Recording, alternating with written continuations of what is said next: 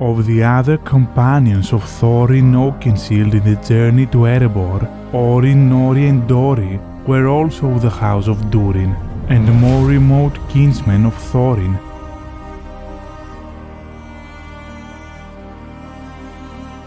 Today, we narrate the life and story of Ori, one of the companions of Thorin Oakenshield.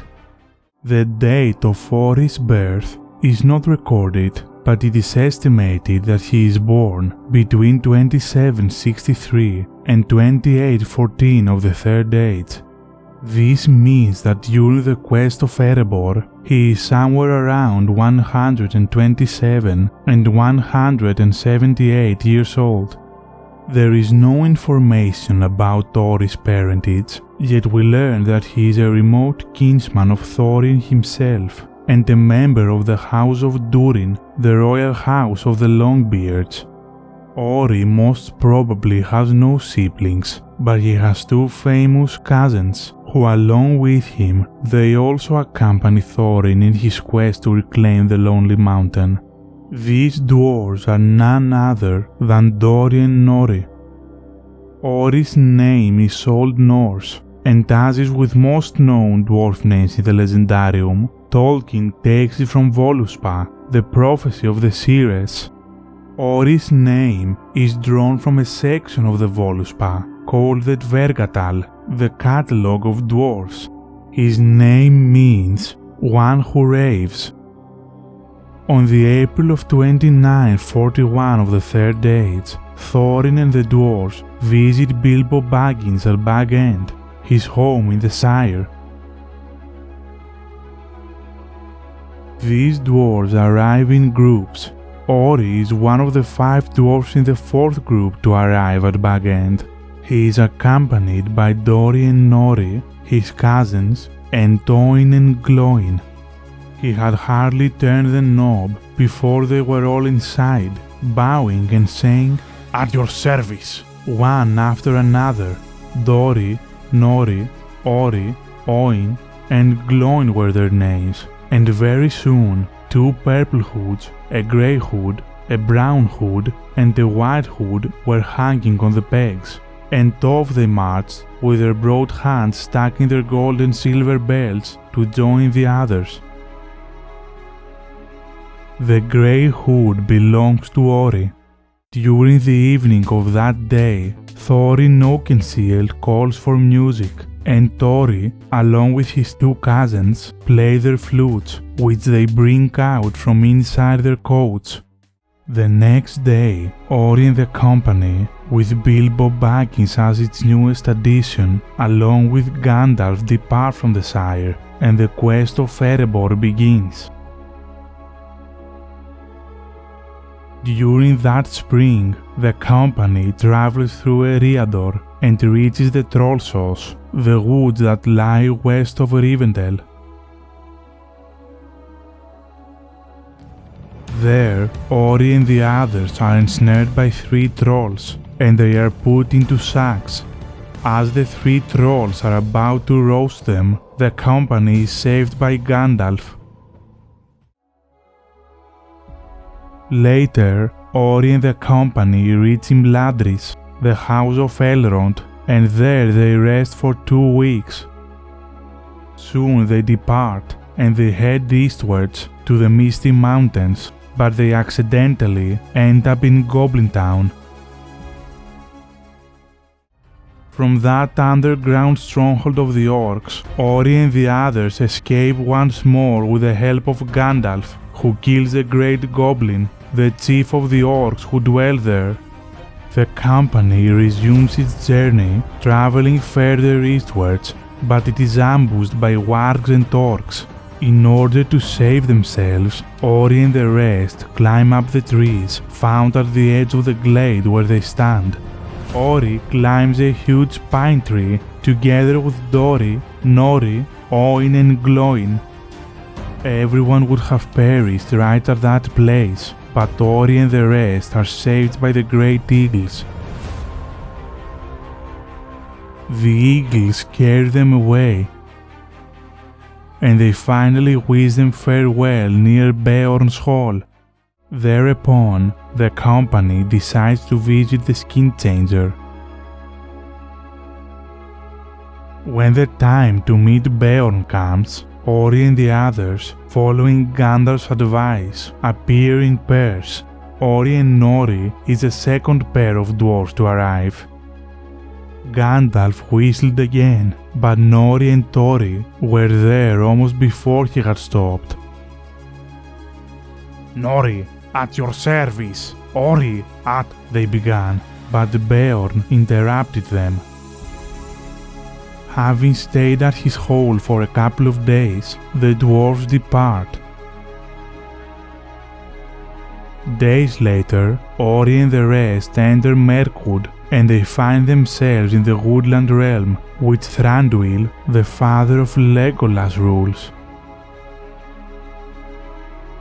On September, Ori and the dwarves escape from the Elf Kingdom via barrels, following the course of the forest river. When they are taken out of the barrels, Ori and most of the dwarves are exhausted. Dori, Nori, Ori, Oin and Glóin were waterlogged and seemed only half alive. They all had to be carried one by one and laid helpless on the shore.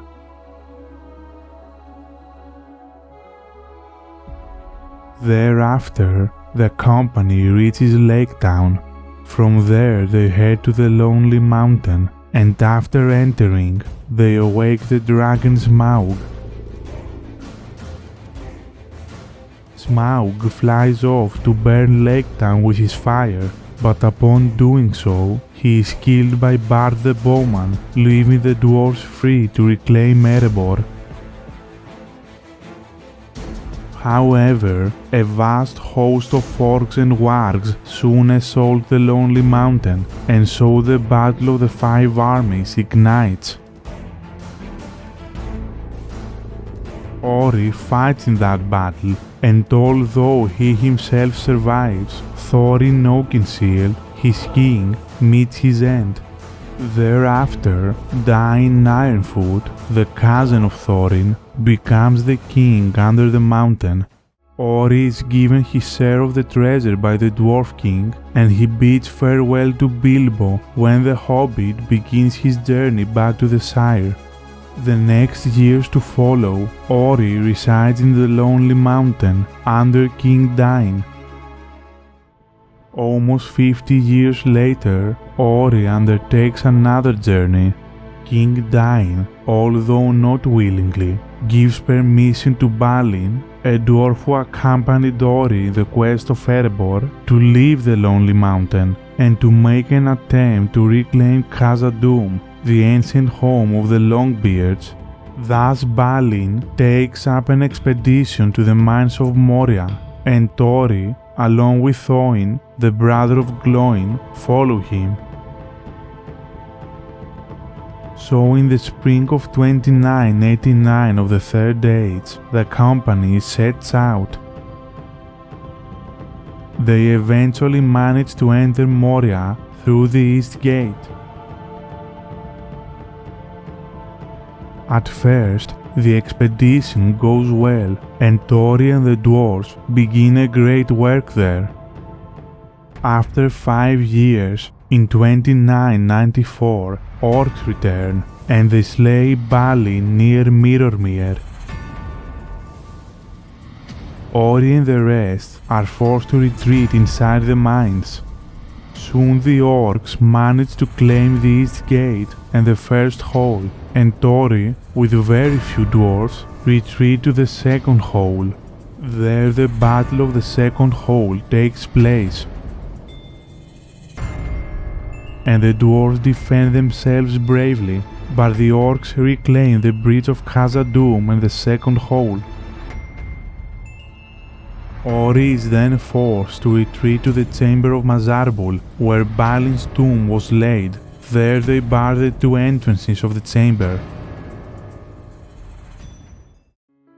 Ori then realizes that there is no way of escaping, and thus he begins to write the last pages of the Book of Mazarbul, the Book of Records, hoping that it will possibly be found and that somebody will learn what eventually happened to them.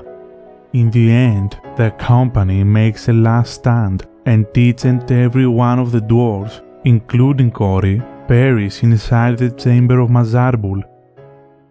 Almost 30 years later, in 3018 of the Third Age, King Dain sends Glóin and his son, Gimli, to Rivendell to seek advice from Master Elrond.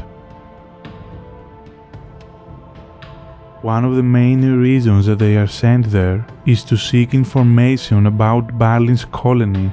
There he tells Frodo Baggins what news had reached them of the expedition of Moria. And what has become of Balin and Dori and Thorin? A shadow passes over Glóin's face. We do not know. It is largely on account of Balin that I have come to ask the advice of those that dwell in Rivendell. Moria, long have its vast mansions lain empty since the children of Durin fled. But now we spoke of it again with longing, and yet with dread. For no dwarf has dared to pass the doors of Khazad-dûm for many lives of kings, save Thror only, and he perished. At last, however, Balin listened to the whispers and resolved to go. And though Dain did not give leave willingly, he took with him Moria and Thorin and many of our folk, and they went away south. That was nigh on 30 years ago. For a while we had news, and it seemed good. Messages reported that Moria had been entered, and a great work began there. Then there was silence, and no word has ever come from Moria since. Almost 3 months later, on the 15th of January 3019 of the Third Age, the Fellowship of the Ring, journeying through the mines of Moria, reaches the chamber of Mazarbul. There they indeed find the Book of Mazarbul, which contains the records of Balin's expedition. It seems to be a record of the fortunes of Balin's folk. I guess that it began with their coming to Dimril Dale, nigh on 30 years ago. The pages seem to have numbers, referring to the years after their arrival. As Gandalf continues reading, he finds the pages written by Ori. Wait, here is something. A large bold hand using an Elvish script. That would be Ori's hand. He could write well and speedily, and often use the Elvish characters. I fear he had ill tidings to record in a fair hand. It is grim reading. I fear their end was cruel. Listen, we cannot get out. We cannot get out. They have taken the bridge and second hall. Frar and Loni and Nali fell there. The Watcher in the water took Glóin. We cannot get out. The end comes. Drums, drums in the deep. They are coming. Thank you so much for watching. We'll see you in the next one on My Govanen. Namarie.